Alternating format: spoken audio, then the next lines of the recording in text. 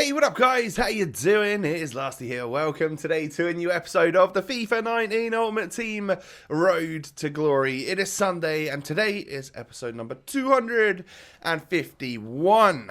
In today's episode, we're going to be using this very awesome looking new squad of ours in the weekend league, and we started off pretty well. We're 4-0 right now, and it's time to play a whole nother bunch of games and see where we end off at the end of the episode.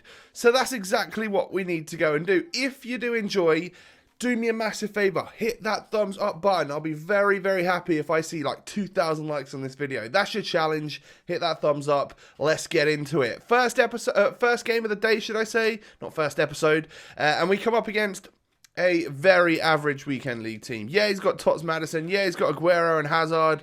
But like, it's the end of May. How you still got those players? It may be someone that is just a bit more casual or hasn't been playing the game so long. But I mean, my team is kind of proof that if you just play the game a fair amount each week and you don't want to put any money into it, you can pretty much come away with a decent squad. And there are, of course, a lot of other RTGs out there that are way better and way crazier than what we've got here. I literally play an average amount of FIFA each week, and this is what we've managed to come up with. Yeah, I know some of it's pack luck and like how much you buy a player for and stuff, but typically if you go down the route of buying SBC players, you're going to end up having a better squad, but you're going to end up having less coins. If I would have taken like Rivals rewards this year, if I'd have taken tradable every week, and then if I would have like just played on a little bit more in the weekend league, not done so many SBCs, I would have had millions more coins, but my team may have suffered because of that. You know, we've got the likes of Ronaldinho that we put a load of our untradables into and spent like $1 million tops or 800k or whatever it was to come out with the Ronaldinho that cost $2.5 million to buy. Or same with that flashback Firmino. You can only get him through an SBC, and we used some untradables and spent 350,000. Whereas if that was a tradable Tots on the market, he would be over $1 million, wouldn't he? Based on the Premier League Tots ratings and prices and stuff. So yeah. Anyway, we're 2-1 up in this game, and despite not having an amazing team, he did have Tots Madison, who was able to stick in a free kick against us. So we're only 2-1 up right now, and I want to restore that lead. So we whip one in the box here, and it's actually Firmino which rises higher than my Virgil van Dijk, who I was controlling. So I don't know if that was kind of an AI goal or what, but basically he goes on the run from kickoff, and you might think, uh-oh, he's going to be scoring a kickoff goal. But wait, we take possession, we push forward here. It is going to be us that hits him with another goal on the counter. Ronaldinho knocks it through to Mane, and Mane is... he's basically a cheat code. He is unbelievably good on this game. I am absolutely loving him, like really loving him. And it's I want to play FIFA. I want to play these games because I'm genuinely having a fun time. And a lot of that is down to the fact that I have a lot of new players and new Tots have come out and stuff like that. And it gives me a new lease of life on this game.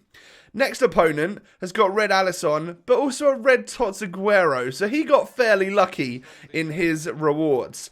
You never know unless you see more than 2 reds, whether someone finished gold 3, gold 2, gold 1, or elite. You don't know unless you see more than 3 reds from the Prem Tots. But I go 1-0 up with Mane, the cheat code, the god. He is genuinely just so good. But then look at that for a save from Alisson. And not only a save, but he held it. He actually held that header. That's kind of crazy to me, so I wanted to leave that in there. Firmino, with the LB fake shot, knocks it out wide to Aubameyang, and that cross to Ronaldinho was spectacular from Aubameyang. It was such a good ball in, and I just hit it first time, and it does fly into the back of the net. But we aren't going to, we're not going to cut, we're not going to skip here. I'm just going to leave it from the kickoff because my opponent's going to run down the other end and basically outdo what I just did with Ronaldinho with an absolute banger of a goal from his with his Ronaldinho, and he tells me to karma a little bit, which is, yeah, fine. That was a beautiful goal, my friend. it was a nice little ball up. It had a little bit of loft on it, which meant that was actually a volley, which we all know are more successful than regular shots, which is why I imagine that one flew in the back of the net. However, we win the ball here, and Mane plays it through to Aubameyang, and look at that awful goalkeeper movement from my opponent. He basically is like, hey, Lasty, have a free goal, mate. And I was like, hey, you, I'll take it. Now, and at half-time, look how clinical we've been. 3 shots, 3 goals. My opponent goes for the, El Tornado cross. So I was like, all right. I've tried to slow it down with them a little bit. I'm trying to adjust my game style and gameplay, because I know that a lot of you aren't necessarily a massive fan of it. But, you know, we do one there. I'm trying to dribble more. I'm trying to make use of skill moves more and stuff rather than just running it wide. And you'll notice that I've got Ronaldinho out on one side, and I've got I do still have Aubameyang out on the other. So if I do need that outlet, then that is my technique. I don't have tall men at either side in the wide cam spots now to completely and utterly abuse that system. So yeah, we're trying to move away from it, but headers are still a massive part of this game, and it is still the weekend league. So should it require it, I will absolutely do it to get the wins required and stuff. But yeah, it's been fun trying to change up the game style a little bit, the way we play, trying to make use of the dribbling and stuff of Sadio Mane, of Ronaldinho, who we all know are just great players on the ball. And we end up coming away with a 5-1 win there. And that's just, I was just feeling so good about playing. Like I was feeling so good about how we were playing. And then I come up against this, you know, so we just beat Red Aguero and Red Alisson. We now come up against Red 96 Tots Sterling, and he's got Prime Vieira, Cristiano Ronaldo, a very meta solid squad that we definitely need to worry about. But we run through with Mane here, hold it back with the dribbling, pick the ball back up again after we kind of lose it, and look at the successful 1-2s between Ronaldinho and Mane, and it is that tight dribbling, quick reactions, and easy little finish from Mane, which puts us 1-0 up. We then run down the line here, pick it up with Aubameyang, turn that defender nicely, whip it into the back stick, but Ronaldinho can just hit the bar. And unfortunately, Mane and Firmino, they're not quite as good in the air as someone like Aubameyang, who probably would have won that second header to score us the goal if he was in the right position. But take a look at the dribbling and the La Croquetas and stuff from Mane. They're so quick. Sadio is just, like I said, I think this guy's kind of a cheat code. He's making it a lot easier. And my opponent runs down the other end, does the El Tornado cross, tries the header with Ronaldo, but luckily Alisson is still got his reactions up, and he's made a couple of good saves for us, which is brilliant. I'm loving my Red Alisson so far. His distribution is obviously phenomenal as well. I tried to do a La Croqueta there. Now get this in your heads. I tried to do a La Croqueta, and I ended up doing an advanced rainbow flick because of how I pressed the buttons. Tell me how that even works, because it's not just a rainbow flick. It was an advanced rainbow flick where there's actual timing involved. I don't know how I did it, but I ended up doing it. And yeah, I just thought I'd leave it in because I wanted to mention that. You know, sometimes I do the weirdest skill moves when I didn't even try. So button masher at its finest. So my opponent actually gets a goal back here and really had started to pile the pressure on. He brought on his red 94 Bernardo Silva and scored the goal with him. But we were able to hold this game out towards the end and ended up getting a tough win. That was a decent game, you know. GG's to that guy. He was a good player, and that could have gone very differently. But as you can see, such an even match right there. Literally just 1 or 2 shots and possession and stuff were in it. It was a game that could have definitely gone either way. Now the next game I come up against another crazy squad. Red 94 Laporte, and this guy I'm so jealous of. He got the red Aubameyang. That would have been like my number 1 pick, just because of how OP my player of the month Aubameyang has been for me this year. So I win a corner like a few minutes in, and Laporte, my blue Laporte, outjumps his defenders, and he's obviously got the red Laporte on his squad. But I score a header with Aymeric Laporte, and then I try the shot with Sadio there, and it gets saved and pushed out for a corner. But then my opponent goes on a little bit of an attack, picks the ball up here with Hazard, knocks it into Aubameyang. Lovely little drag back there, and I move the goalkeeper successfully, and Alisson makes another worldie of a save. I'm telling you, I'm really enjoying him so far. I've seen so much online about people saying that they've hated him. They really don't like their Alisson. They don't like Ederson. They think they're terrible goalkeepers. Genuinely, I would say that about all goalies on this game. But I'm actually thinking Alisson's good, apart from maybe that shot right there. But it's Tots 96 Aubameyang. He's got crazy shooting. Like, yeah, that ball's going to fly in the back of the net and go in. I think my goalie gets a hand on it, but it's just not quite enough to make it, to save it. But Firmino turns the defender nicely. La Croquetta's in, plays it, hits the shot, drops the Ibra. Really, really dodgy goal. Really, really lucky goal. Excuse me, guys.